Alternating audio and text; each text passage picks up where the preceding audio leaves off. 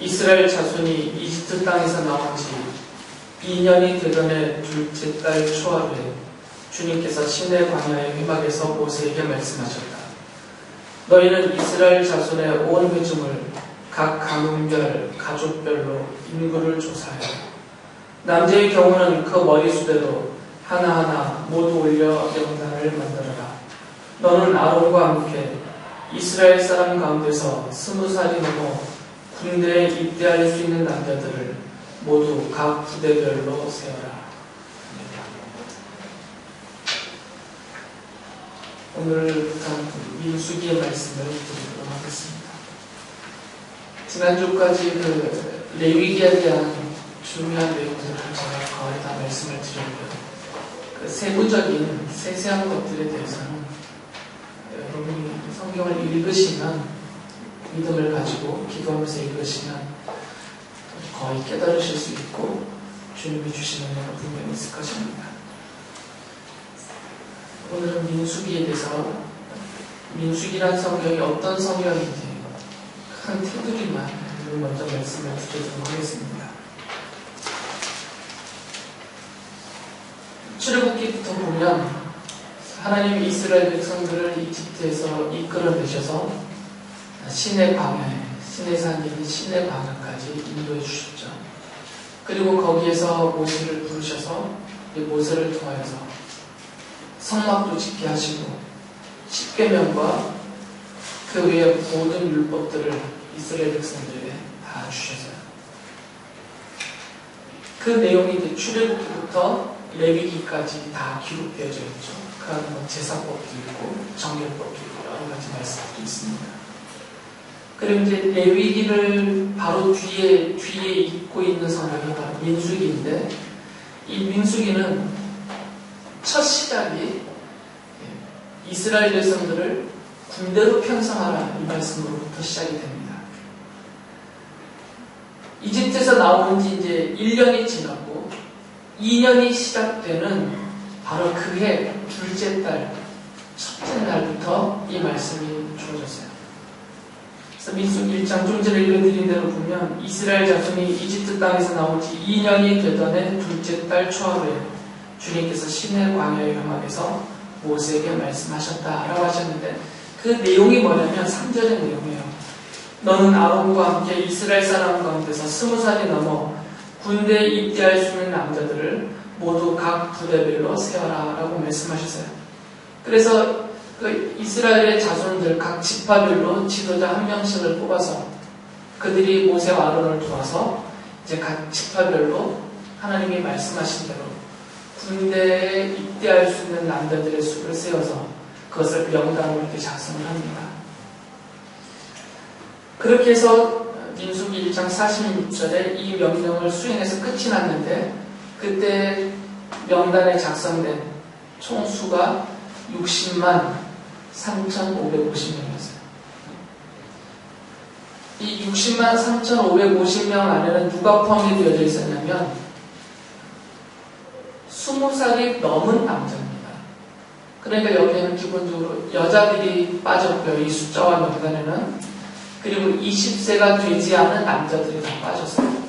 그리고 군대에 나가서 전쟁할 수 있는 사람들만 포함시켰으니까 나이 많아서 싸울 수 없는 어르신들, 노인들과 또 질병이 있거나 몸에 불구가 있어서 불구자가 되어서 전쟁에 나갈 수 없는 이런 남자들 숫자도 다 빠진 것이죠. 그러니까 순전히 이것은 군인들로만 치시면 됩니다. 전쟁할 수 있는 군사들의 수만 60만 3,550명이었으니까 여기에 여자들과 또 20세 미만의 남자들, 또 연로하신 어르신들, 그리고 질병이나 불구자로서 참석할 수 없는, 참여할 수 없는 사람까지 다 합치면 아무리 적게 잡아도 200만 명은 될 것이다. 그래서 이렇게 말을 하는 것이고요. 많게 잡으면 한 250만까지도 잡을 수가 있는 것이죠. 그래서 이때부터는 이제 이스라엘은 군대가 됐습니다.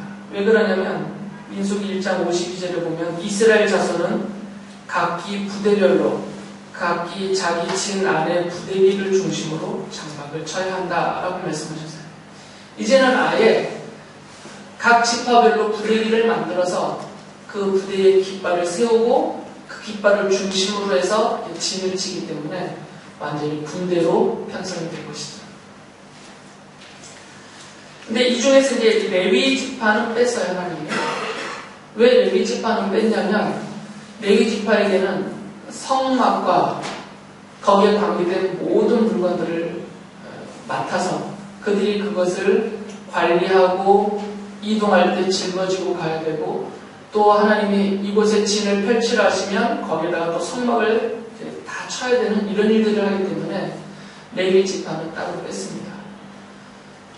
이 레위 지파의 수는 태어나서 한 달이 지난 남자아이들부터 모든 남자를, 나이와 상관없이 모든 남자의 숫자를 다 셌더니 약 2,000명 정도가 됐습니다.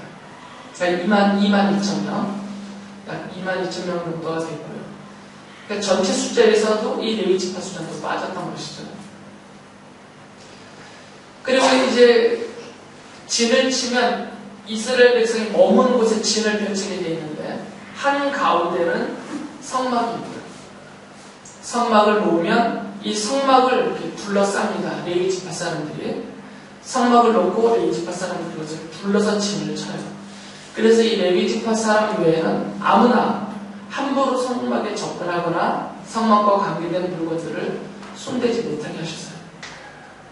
그것을 범하면 하나님의 거룩을 침범한 것이 되어서 하나님이 그들을 죽이겠다라고 말씀하셨죠. 그래서 성막이 가운데 있고 레위 지파 자손들이 그것을 진을 쳐서 둘러싸고 있습니다. 그리고 이제 성막을 가운데 놓고 동쪽편을 만약에 이쪽을 동쪽이라고 한다면 여러분이 보시는 이쪽을 동이라고 얘기하기 쉽겠네요. 이 성막이 놓여 있으면 성막의 문이 동쪽을 향해 있거든요. 그래서 이 성막 문이 열려 있는 동쪽 편에는 유다 지파가 지휘하는 제1진이 거기에 진을 칩니다. 여기에는 유다를 중심으로 해서 이사갈 지파와 스불론 지파가 거기다 진을 펼치죠. 그리고 이 성막 남쪽에는 이스라엘의 장남인 르우벤 지파와 시므온, 갓, 이 세 지파가 남쪽에 진을 치고요. 그리고 성막의 서쪽 편에는 에브라임 지파와 므낫세, 그리고 베냐민 지파가 진을 칩니다. 그리고 성막의 북쪽에는 단 지파 중심으로 해서 단과 아셀 지파, 그리고 스불론 지파, 이렇게 12지파가 성막을 놓고 진을 치게 되어 있습니다. 원래는 야곱의 12아들의 레위가 포함이 되어 있죠. 그런데 하나님이 레위는 따로 빼버리셨잖아요. 레위 지파를 따로 빼버리셔서 12지파가 아니라 11지파가 되는데, 창세기 보면 요셉에게 야곱이 축복하면서 요셉에게 두 몫을 주셨어요. 하나님이 요셉을 통해서. 그래서 요셉의 두 아들인 에브란과 므낫세를 야곱이 아들로 올려버려요. 그래서 레위가 빠진 자리에 요셉의 두 아들이 들어가서 12지파가 되는 것이죠. 그러니까 엄밀히 말하면 전체적으로 치면 13지파가 되는 거죠. 레위 지파까지 포함하면. 그러나 레위 지파는 이스라엘 수에 포함시키지 않아요. 하나님의 택하여서 하나님의 것으로 삼아버렸기 때문에, 그래서 이들은 성막과 관계된 일만 합니다. 여기서 제사장이 나옵니다. 이렇게 진을 치고 이제 하나님이 이동을 시키면은 이 진 순서대로 진행을 해요. 맨 앞에 유다 지파가 맨 앞장섭니다. 그리고 유다가 이끌고 있는 이사갈, 또 납달리 지파가, 스불론 지파가 같이 따라가고요. 제가 아까 제대로 순서를 말씀드리면 모르겠는데, 유다가 이사갈, 스불론 지파를 데리고 제일 앞장서서 갑니다. 왜 유다 지파를 제일 먼저 앞세웠는지에 대해서는 설명은 없어요. 그런데 실제로 그 숫자를 다 세보면 유다 지파 군인의 수가 제일 많아요. 7만 명이 넘으니까. 그래서 제일 먼저 앞장세웠다. 실제적으로 이런 의미도 있고, 또 계시적인 의미에서 보면 이 유다 지파 자손으로 다윗이 태어나고, 또 다윗의 후손으로 그리스도가 오셔서 이스라엘 전체를 이끌기 때문에 그런 계시적인 의미도 포함되어 있다고 보는 거죠. 두 가지 의미로 인해서 유다주를 제일 앞장 세우시는 것 같아요. 그리고 그 유다의 일진이 앞장서면 두 번째로 르우벤의 이진이 따라가고 그 다음에 레위지파가 성막의 모든 것을 다 짊어지고 한 가운데 따라가고요. 그 뒤를 이어서 에브라임의 3진, 그리고 단의 4진, 요 순서대로 이스라엘이 나아가게 됩니다. 이 형태는 군대가 진군하는 형태로 그렇게 가게 되어 있습니다. 이스라엘 군대로 편성을 하시고 그 진이 출발해서 행진, 진군하는 그런 모습으로 이 민수기가 설명을 하고 있습니다. 그래서 민수기의 내용을 보면 1장부터 이스라엘을 그대로 편성하는 내용이 쭉 설명이 되고 또 몇 가지의 내용이 주어진 다음에 10장에 가면 이제 출발 나팔이 부러지죠. 출발 신호가 부러지고 이 출발 신호에 따라서 아까 말씀드린 그 순서대로 이스라엘 백성들이 이제 진군을 합니다. 이들이 어디를 향해서 가게 되냐면 바로 가나안 땅을 향해서 가죠.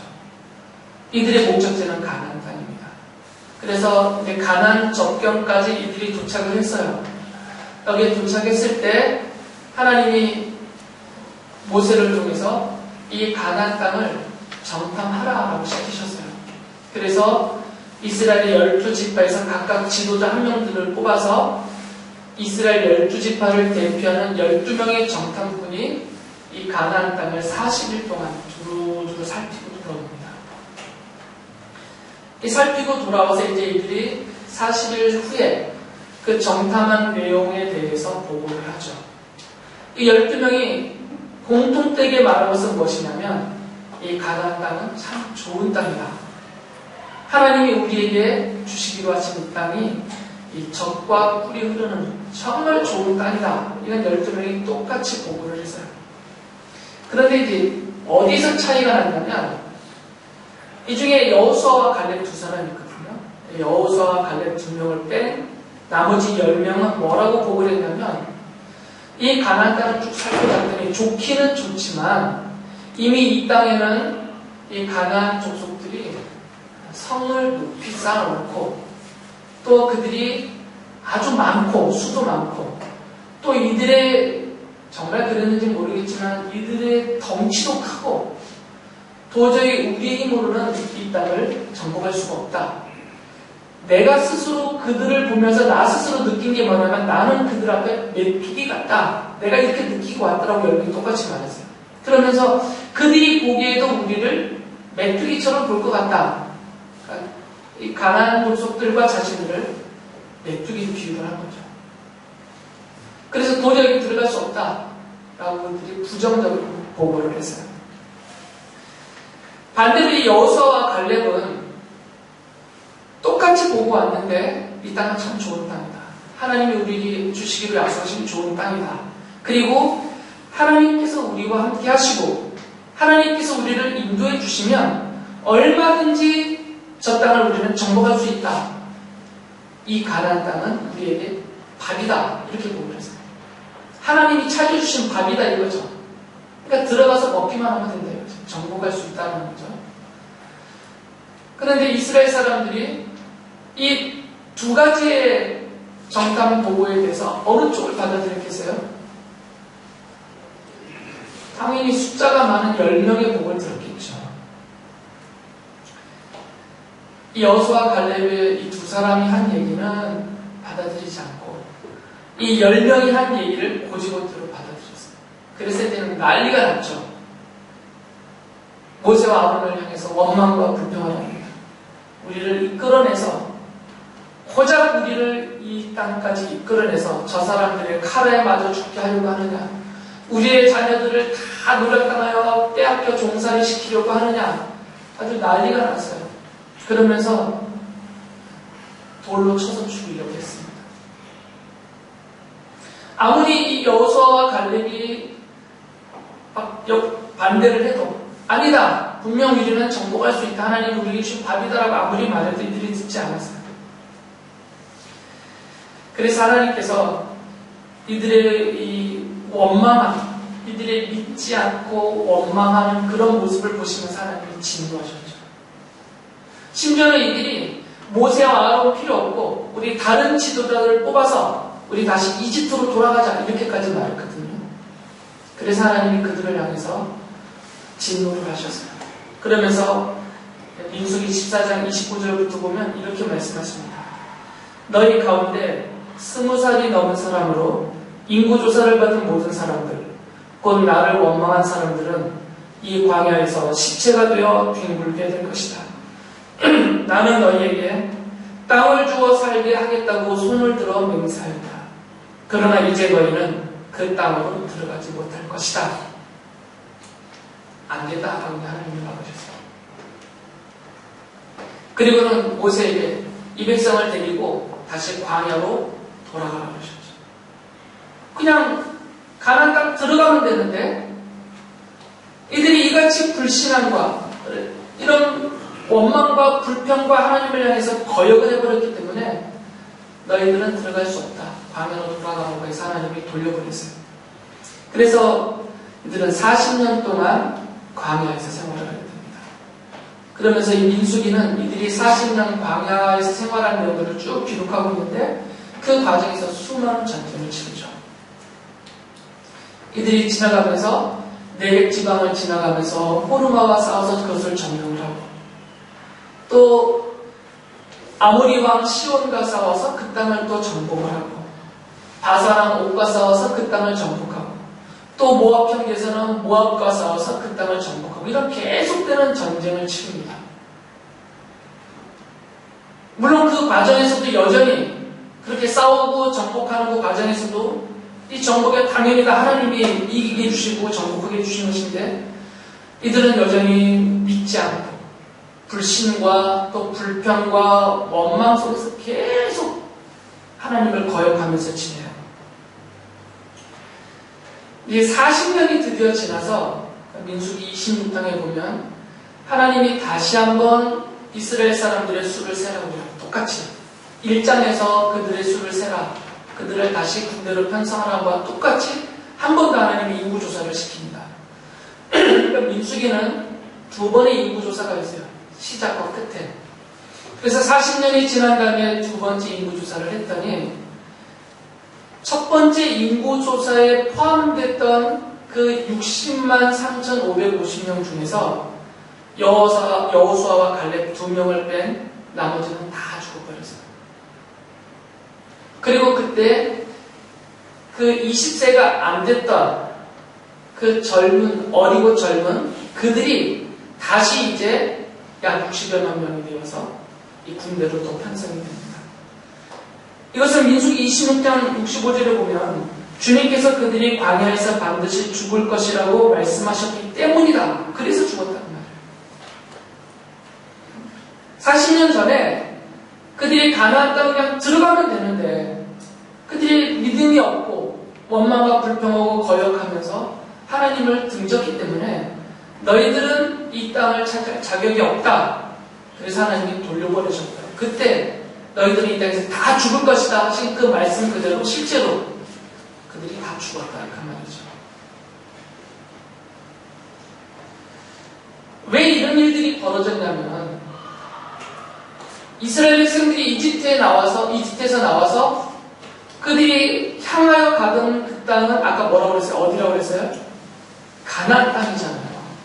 그런데 이 가나안 땅은 느닷없이 주어진 땅이 아닙니다.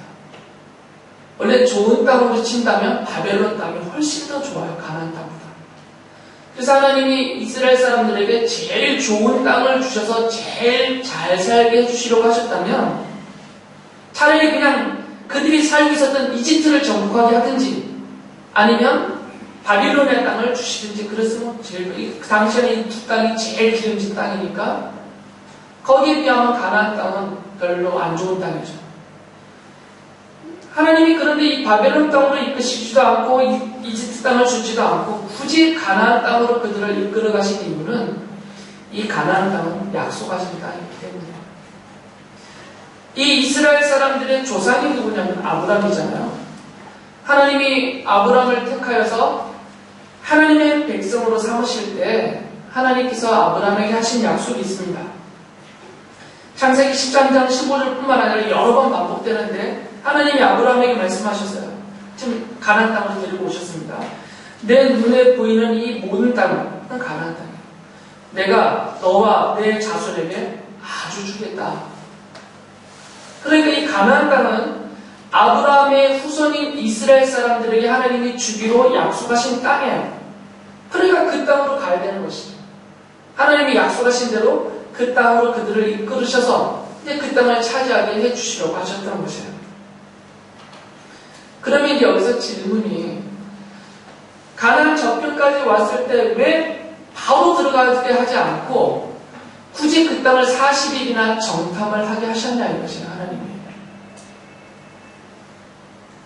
우리는 성경에 이미 나와 있는 결과를 보고 있으니까 그 결과를 놓고 보면 그 이유를 짐작할 수가 있습니다.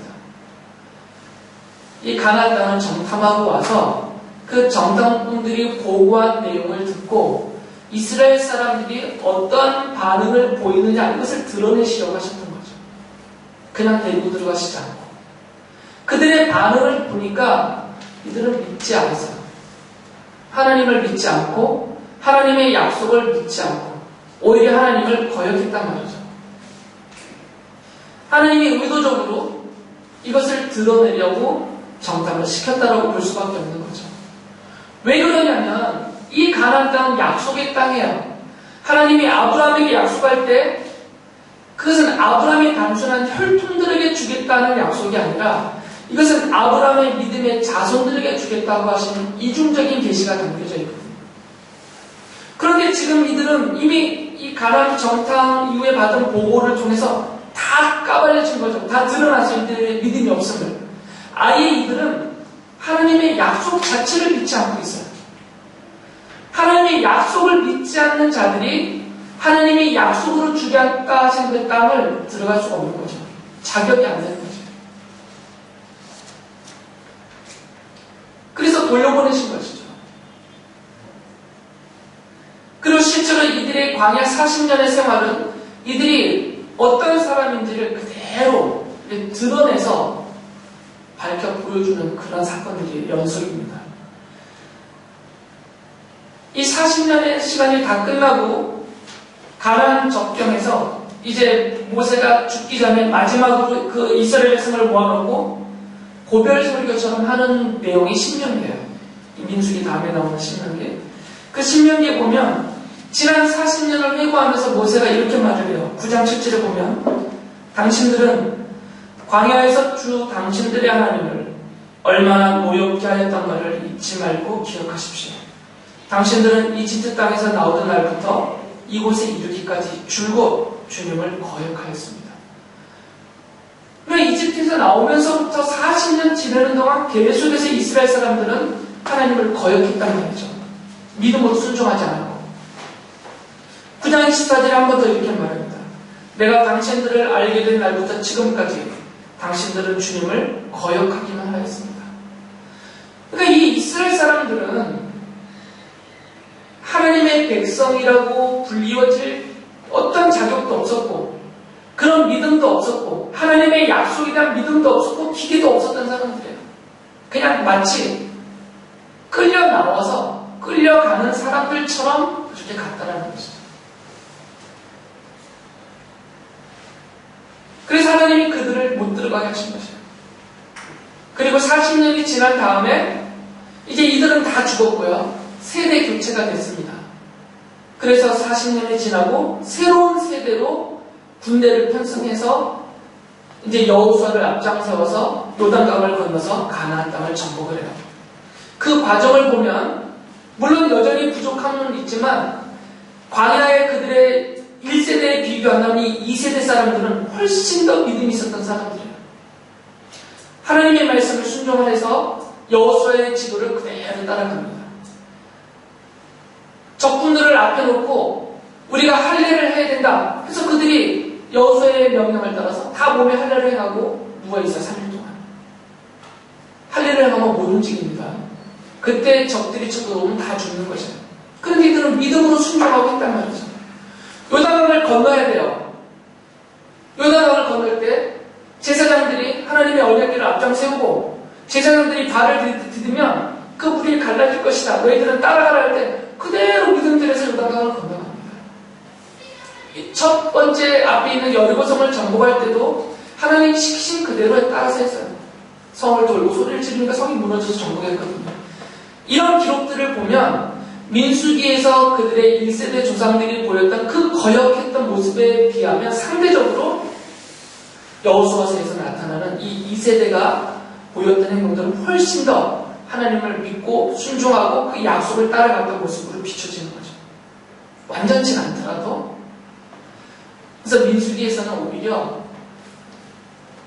이것을 드러내 보이시면서 누가 가나안 땅에 들어갈 자들인가? 바로 하나님의 약속을 믿고 그것을 믿음으로 순종하고 따라가는 약속의 자손들, 믿음의 자손들이 그 땅을 정복할 것이다. 이런 것들을 상대적으로 보여주시는 거죠. 실제로 하나님은 이미 약속하신 것을 다 이루실 준비를 다 해놓으셨어요. 그냥 이스라엘 백성들은 믿고 따라가기만 하면 되는 거죠. 원래 하나님은 가나안 적경에서 정탐한 후에 이제 쳐들어가라 할 때 이미 하나님이 그 땅을 정복하게 하기 위해서 하나님의 군대 장관을 이미 준비시켜놨어요. 여호수아에서 보면 하나님이 이미 하나님이 보내신 군대 총사령관이 있으세요. 여호수아서 5장 14절에 보니까 이제 여호수아가 이스라엘 백성들을 데리고 가나안 땅을 쳐들어갑니다. 그때 여호수아 앞에 하나님이 군대 장관이 있었어요. 그분이 뭐라고 말씀하셨냐면 나는 주님의 군대 사령관으로 여기에 왔다. 그러면서 여호수아 6장 2절에서는 하나님이 내가 여리고와 그 왕과 용사들을 너의 손에 붙인다라는 것은 그냥 주신다 그 말이에요. 이건 여호수아에게 하나님이 갑자기 꾸며내신 일이 아니라 이집트 땅에서 이스라엘 백성들을 이끌어내셔서 가나안을 정복하게 하실 때 이미 하나님이 짜오셨던 계획이었어요. 이스라엘 앞에 하나님의 군대인 이스라엘 앞에 이들을 이끌고 이들을 총지휘해서 그 땅을 정복시킬 총사령관을 하나님이 이미 하늘에서 보내셨단 말이죠. 이분을 따라가기만 하면 되는 것이에요. 신약성경을 해석하는 학자들은 이분을 구약에 나타나신 그리스도다 이렇게까지 해석하시는 분들이 있어요. 그 이유는 뒤에서 제가 다시 말씀을 드릴게요. 그분이 그리스도이시든 아니면 미가엘 선지자 천사이든 아니면 또 다른 누구 천사의 우두머리든 간에 하나님이 이 백성을 위해서 싸우실 그런 계획을 이미 다 해놓으셨단 말이죠. 그러니까 이스라엘은 그냥 따라만 가면 되는 것이었어요. 이 이스라엘은 단지 하나님이 아브라함에게 하셨던 그 약속, 이 가나안 땅을 너와 내 자손에게 주겠다 하신 이 하나님의 약속, 이 언약을 성취해 나가시는, 하나님이 성취해 나가시는 도구로서 선택을 받았고 도구로서 군대가 되었고 도구로서 그렇게 가면 되는 것이었어요. 하나님은 이스라엘에게 니들이 가서 싸워라 이렇게 안 하셨단 말이죠. 저 가나안 땅 내가 너희 조상 아브라함에게 주기로 약속한 땅이니까 자 이제 너희들이 가서 싸워라 이렇게 안 하셨어요. 돌격 앞으로 하고 뒤로 도망치는 그런 사령관이 아니란 말이죠. 이스라엘 사람들 니들의 힘으로 싸워서 쟁취하라 그런 땅이 아니에요. 가나안 땅은 하나님이 주겠다고 약속하신 대로 하나님이 주시는 땅이죠. 그러니까 하나님이 그것을 정복하시는 땅이에요. 이스라엘은 그것을 믿고만 나가면 되는 것이죠. 하나님이 원하셨던 것은 바로 그거였어요. 민수기는 그걸 보여주는 성경입니다. 약속의 백성이 약속의 땅을 차지한다. 신약성경에 와서 보면 신약성경의 저자들은 교회를, 성도들인 우리들을 하나님의 군대다라고 부르고 있어요. 여러분들을 하나님의 군대라고 부릅니다. 구약성경에서는 누가 하나님의 군대로 불리워졌어요? 이스라엘이. 그런데 신약성경에 봤더니 그들과 같이 교회를, 성도인 우리들을 하나님의 군대라고 불러요. 요한계시록에 보면 흰말 탄 그리스도가 나타나시거든요.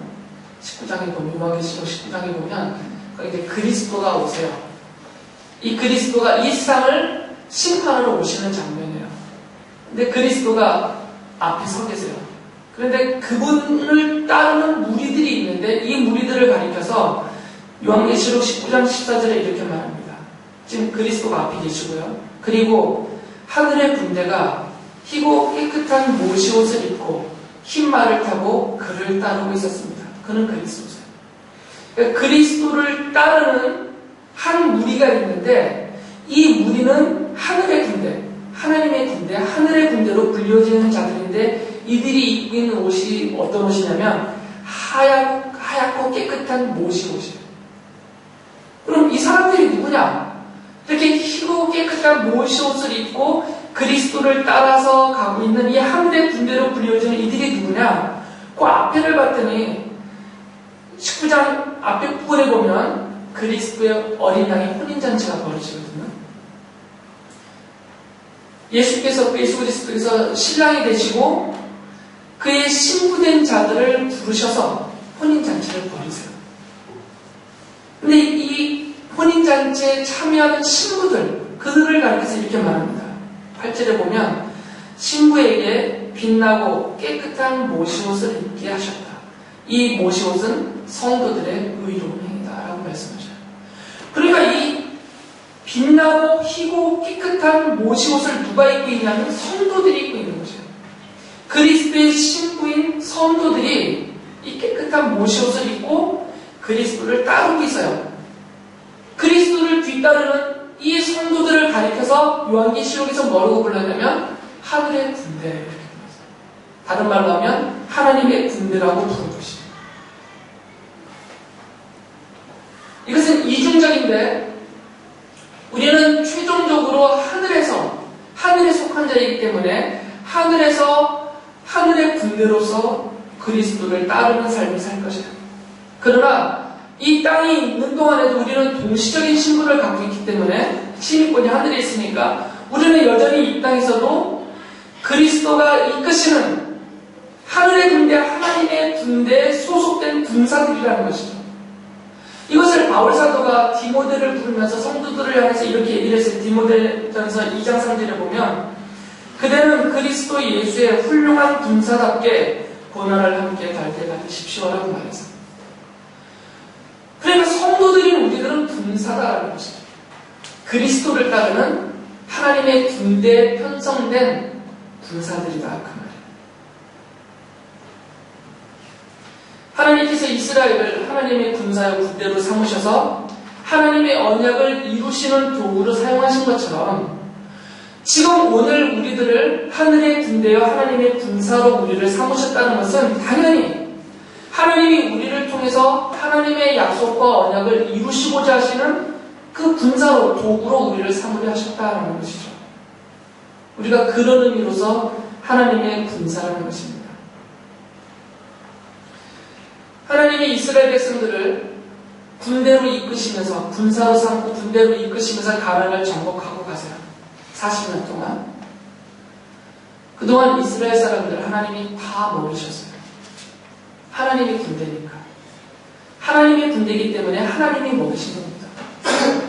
그리고 그들을 돌보셨어요. 하나님의 군대이기 때문에 하나님이 돌보시는 겁니다.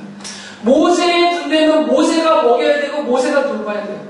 그러나 하나님의 군대였기 때문에 하나님이 만나와 메추라기로 먹이시고 하나님이 하나님의 군대이기 때문에 하나님이 그들을 돌보셨어요. 구름 기둥과 불 기둥으로 인도하셨고 그들을 지키고 보호하셨어요. 모든 적군들로부터. 그리고 그 군대를 하나님이 이끄셔서 하나님의 정복 전쟁이죠. 사실은 거기서 승리를 누리게 하셨던 것이죠. 오늘 우리도 하나님께서 하나님의 군대의 군사로 삼으셨기 때문에 그래서 여러분들을 먹이고 계시는 거죠. 여러분을 돌보고 계시는 것입니다. 여러분을 인도하고 계세요. 그 이유는 하나님의 언약의 도구로 여러분을 쓰시려 하기 때문입니다. 잘 먹고 잘 살아라. 이게 아니고요. 그렇게 시키실 것이면 제가 늘 강조하듯이 여러분을 어디로 데려가셔야 된다고 지금 당장 천국으로. 그냥 잘 먹고 잘 살고 행복하게 살게 하기 위한 것이 하나님이 우리를 택하시고 부르신 목적이라면 당연히 우리를 천국 데려가셔야 돼요. 이 땅에서 그렇게 못 살아요. 돈을 아무리 많이 줘도 행복하지 않아요. 그러니까 하나님이 우리를 택하고 부르시고 아직도 이 땅에 남겨두시는 이유는 우리가 군인이기 때문에, 군사이기 때문에. 하나님이 우리를 군사로 삼으셨기 때문에요. 군사로 삼으신 이유는 목적이 있는 거죠. 삼으신 목적. 그 목적을 하나님이 이루시는 도구로 나를 사용하시려고 하시는 것입니다. 이건 여러분이 기도하면 다 깨달을 수 있는 목적이에요. 하나님이 나를 군사로 삼으셔서 나를 도구로 사용하셔서 하나님이 이루시고자 하신 언약, 가나안 땅을 정복하듯이 나를 통해서 하나님이 정복하고 하나님의 뜻을 펼치고 이루시려고 하시는 그것이 무엇인가? 기도하면 다 깨달을 수 있어요. 일차적으로는 영혼을 구원해야 되겠죠. 여러분을 도구로 사용하셔서 많은 영혼을 구원하실 것입니다. 그 영혼을 구원하는 그 과정에서 그리스도의 영광이 나타나기 때문입니다. 그리스도의 십자가의 구속의 영광이 나타나기 때문이죠. 그 목적으로 우리를 군사로 사용하고 계시는 거죠. 이 땅에 교회를 세우실 것이고요. 당연히 여러분을 통해서 교회를 세우실 것입니다. 그리고 세우신 교회를 통해서 하나님의 나라를 보이시고 그리스도의 속죄 은총을 보이시면서 하나님의 영광과 그리스도의 영광을 이 만천하에 다 드러내실 것이에요.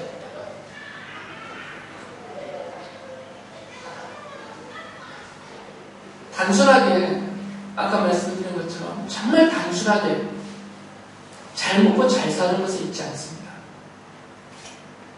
이 뜻을 이루는 과정에서 내게 돈을 주시고 지위를 주시고 권력도 주시고 기업도 주시고 하시는 것이지 나를 배부르게 하시는 그것이 목적이 아니라는 거죠. 내 기업을 번창하게 하시는 것, 그것 자체가 나를 군사로 삼으신 목적은 아니에요. 그런 것들은 천국에 데려가셔서 풍성히 누리게 해주실 것이에요. 여전히 나를 이 땅에 주신 것은 그런 목적이 아니에요. 이건 이미 하나님이 다 예비해 오시고 다 이루시는 것이니까 하나님의 언약이 성취되는, 하나님의 약속이 성취되는, 그래서 영원히 구원을 받고 하나님의 교회가 세워지고 하나님의 뜻과 주의 말씀이 펼쳐지는 것을 통해서 우리 예수 그리스도와 하나님과 성령 하나님의 그 영광이 십자가를 통해서 밝혀지신 그 영광이 이 땅에 펼쳐지고 높임을 받게 하시는 이 목적 때문에 우리를 지금 쓰고 계시다는 것입니다. 그래서 가나안 그 적경에서 그 불신과 불평과 원망 가운데 하나님을 거역하여 그 땅에 들어가지 못했던 이런 백성들의 모습을 민수기를 통해서 우리에게 보여주시면서 우리는 그렇게 하지 말자. 우리는 그러지 말자. 바울 사도가 고린도에서 계속 강조해요. 우리는 그렇게 하지 말자. 우리는 그렇게 살지 말고 오히려 믿음으로 적군 앞에서 할례를 하고 3일 동안 나죽여도 된다라고 누워있는 그 정도의 믿음을 가지고 요단강을 발로 디디면 갈라져 건너는 그 믿음을 가지고 언제 죽을지 모르지만 우리 여리고성을 뺑뺑 돌던 그런 믿음을 가지고 하나님의 인도하심을 따라서 그 돌보심을 따라서 우리 앞에 놓여져 있는 수많은 이런 적군들, 산지들, 그것이 죄와 사망과 세상과 어둠의 세력들인데 그것을 물리치고 정복하며 우리 앞에 서 계시는 우리 총사령관 대신 그리스도를 따라서 약속을 이루시고 승리하시는 우리 주님의 영광을 바라보며 나아가는 그런 하나님의 군사된 여러분의 삶이 되시기를 바랍니다.